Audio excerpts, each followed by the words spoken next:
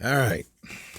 Chapter 9 Ancient Chronologies and the Age of the Earth.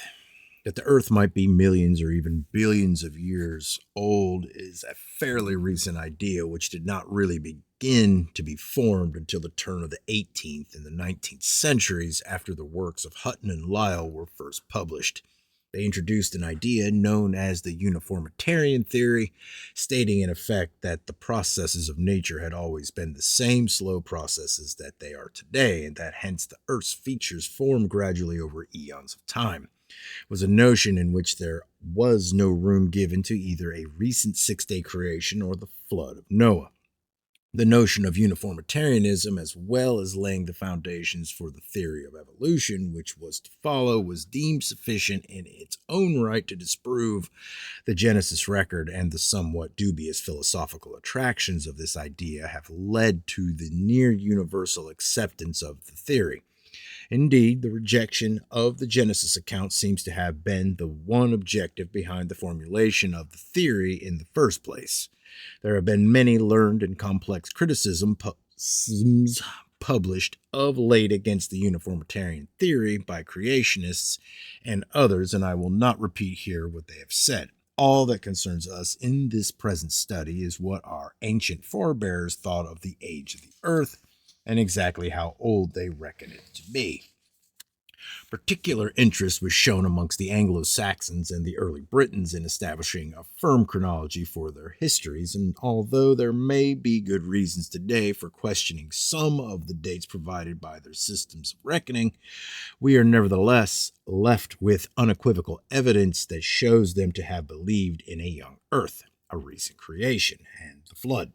For example, the version of the Anglo-Saxon chronicle known as the Parker Chronicles states that from the beginning of the world until the year AD 6 were 5,200 years. The Laud Chronicle differs slightly from this, stating that the same period elapsed from the creation to the year AD 11, indicating either a simple scribal error or a derivation from two distinct sources.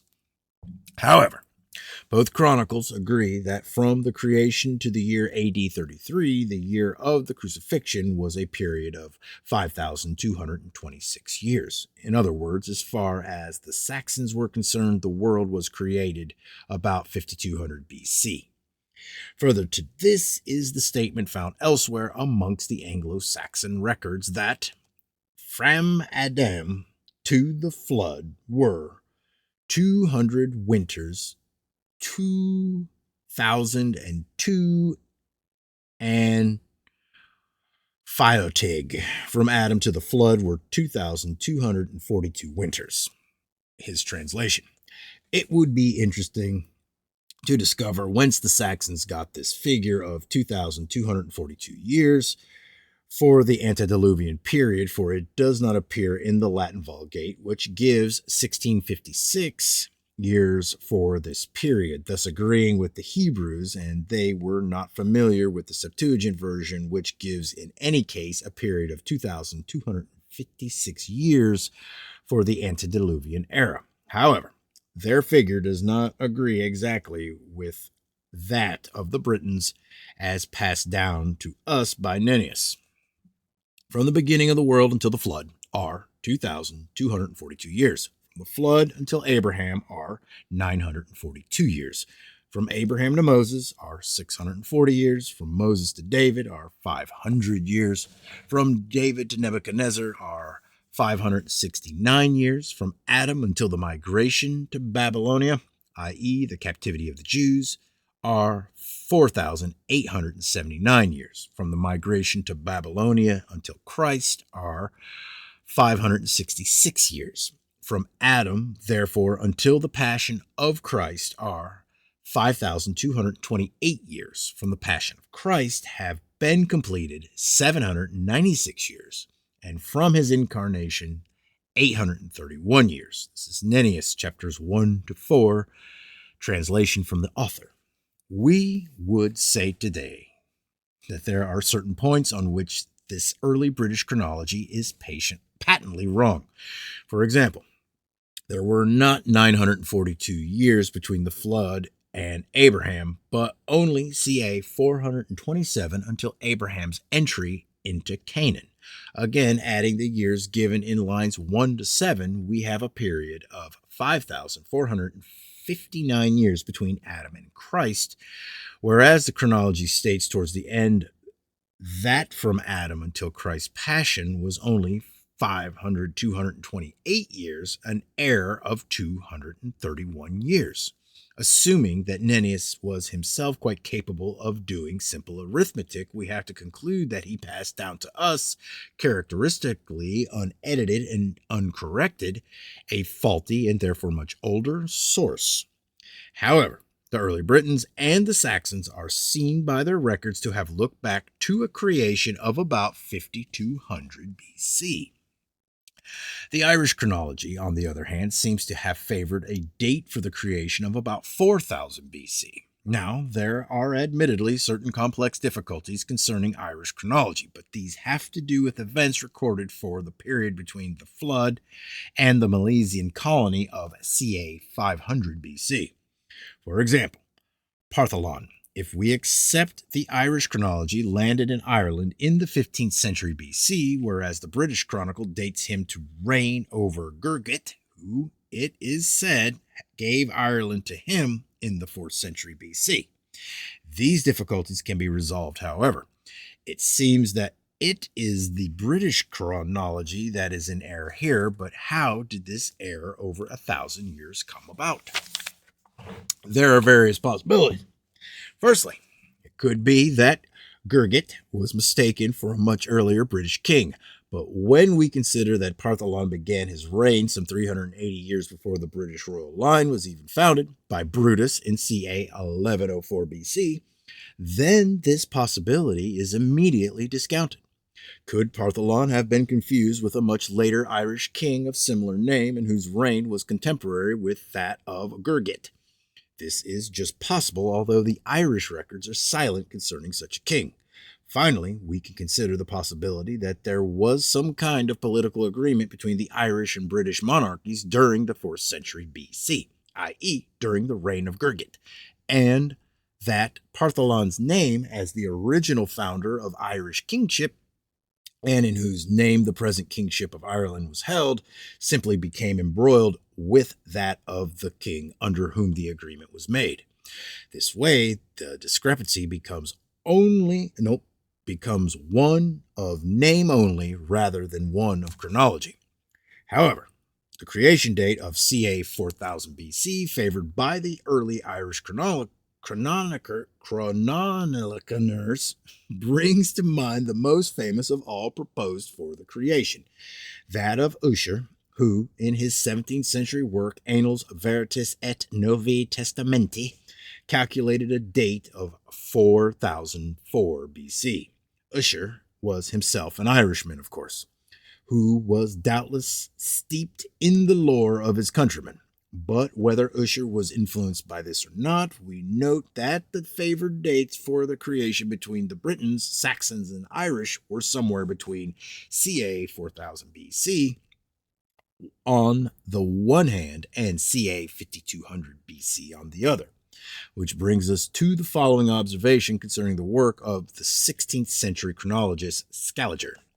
Joseph Scaliger, 1540 to 1609, was a scholar of immense ability who broke much new ground in the study of classical literature. Yet his chief claim to fame, if the comparative obscurity so far afforded him can be described as fame, lies in his work De Emendantem Temporum, which he published in 1583 and which paved the way for the modern science of chronology. This was followed by the publication in 1606 of his Thesaurus Temporum, in which he reconstructed Eusebius's Chronicon. Scaliger turned his interest from classical literature and languages to chronology primarily because chronology was a science that had degenerated into some disarray by his own day. Indeed, it was so beset with difficulties that it was nigh unworkable, and Scaliger set himself the task of either improving it or replacing it altogether.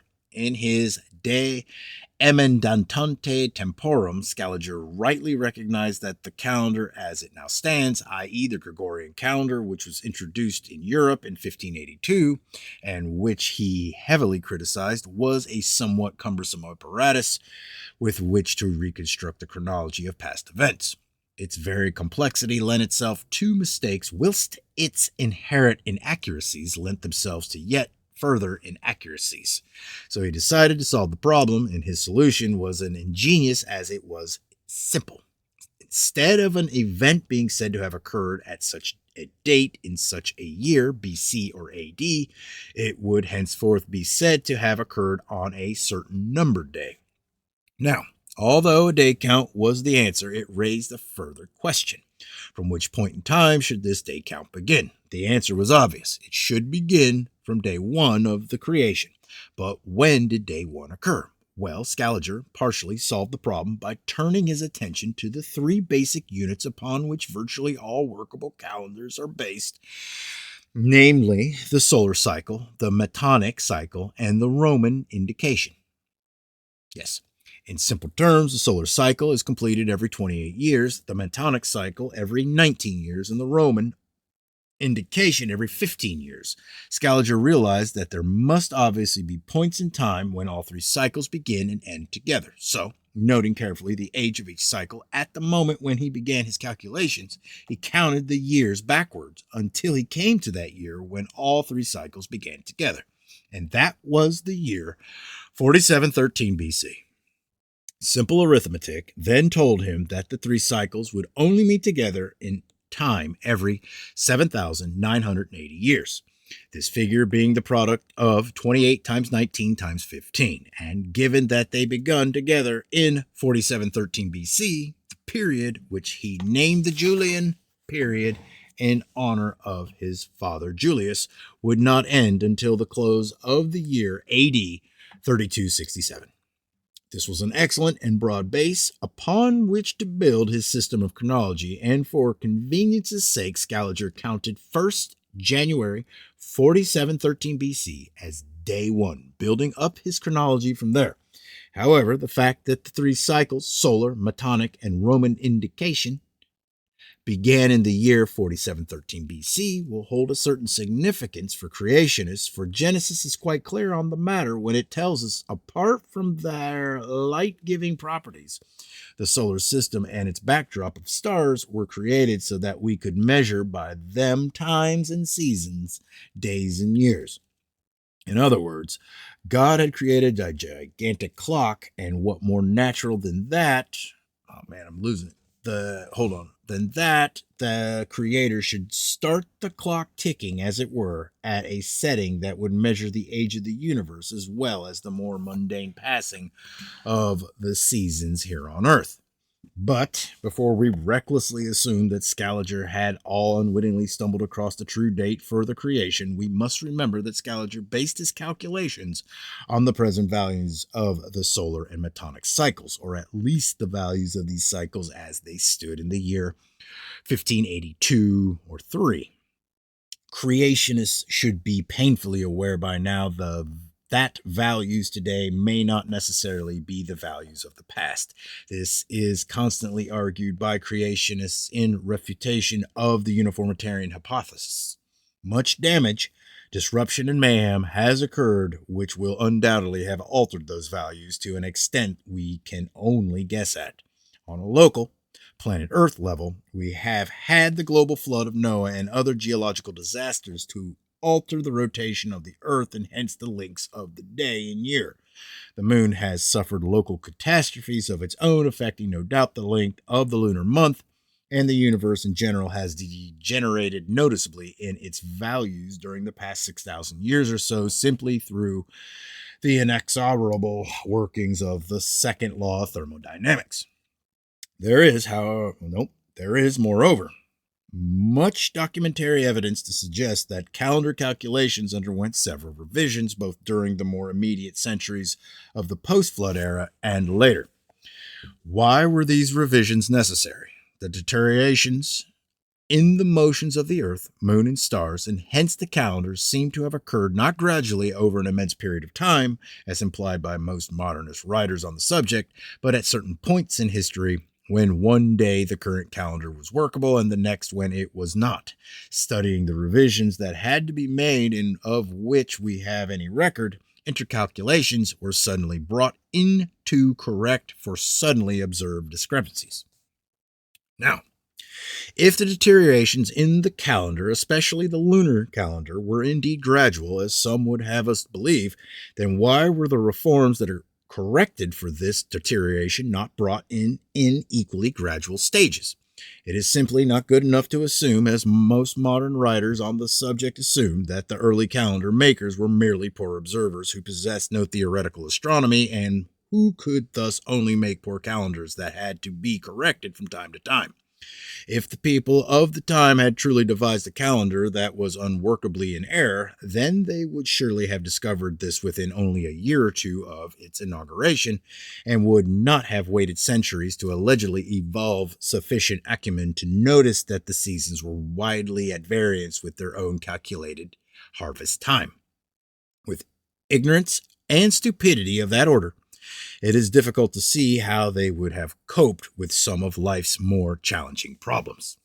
One such people, who are said not to have possessed any mathematics of a particularly high order, nor any theoretical astronomy, are the Maya of South America. Now, the Maya instituted a day count exactly like that which Scaliger devised in order to solve certain chronological and genealogical problems that they have come across whilst reconstructing their own ancient history. The unnerving aspect of this from the modernist point of view, however, is the fact that the Maya perfected their day count some 600 years or more before Scaliger was even thought of. Scaliger, we are rightly told, was a genius. The Maya, we are wrongly told, were not. But why are we told that the Maya were not geniuses?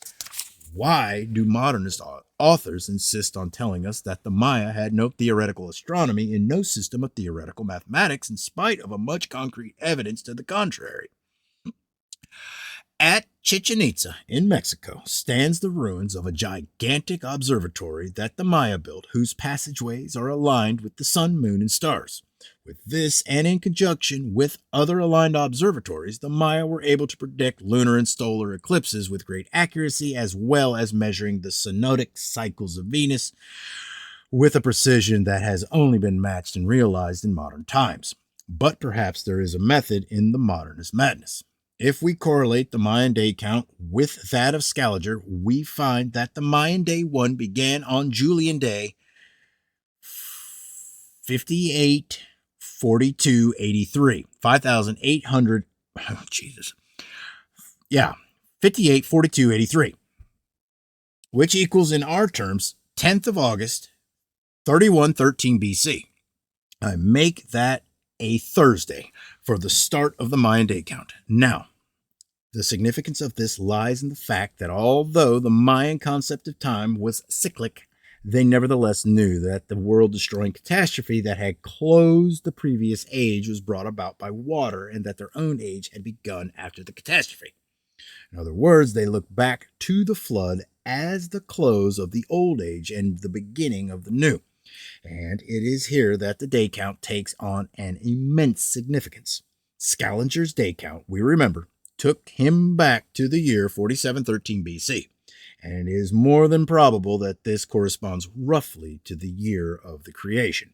The Mayans, however, did not begin their day count from the creation, but from the flood. And this event was set in their chronology, not Scaliger's, in the year 3113 BC. And subtracting 3113 from 4713 leaves us with a 1600-year period between the two dates for the creation and the flood, a period of time which corresponds remarkably close to the 1656-year period set out so precisely in the Genesis record.